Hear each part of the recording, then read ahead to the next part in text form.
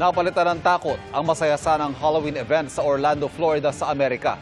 Kasunod ng pamaril ng isang menor de edad. 2 patay at 8 ang sugatan. Narito ang aking pagtutok. Kuha sa bodycam ng pulis ang pag-aresto sa lalaking yan sa Orlando, Florida sa Amerika. Siyang suspect sa pamaril sa gitna ng malaking Halloween event sa downtown Orlando kagabi. Bago niya nakunan sa CCTV ang suspect na nakadilaw na t-shirt at naglalakad sa gitna ng mga tao.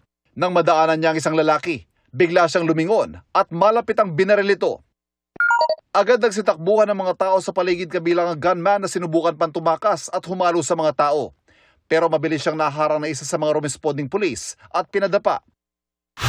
Sa isa pang video makikita ang pagresponde sa 2 biktima na duguan at nakahiga sa kalsada. 2 ang nasawi sa pamaril. 8 naman ang sugatan, kabilang isang natapakan ng mga nagkagulong tao. Kinumpirma ng University of Central Florida ng mga estudyante nilang isang nasawi at isang sugatan. Hawak na ng mga otoridad ang gunman, 17 taong gulang. Dati na siyang naaresto dahil sa grand theft noong nakaraang taon. Shortly after the reported shots fired, a shooting suspect was located and taken into custody.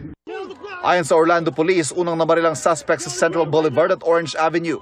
At nang rumisponde roon ng mga otoridad, muling namaril ang suspect sa di kalayuan. Kahit minor de edad ang suspect, maharap siya sa patong-patong na reklamong murder. Sa ngayon, iniimbestigahan pa ang motibo sa krimen. Pinag-aaralan din kung higpitan ng seguridad sa downtown Orlando ngayong weekend. Inaalam pa po namin sa ating Department of Foreign Affairs kung may Pilipinong nadamay sa pamaril na yan.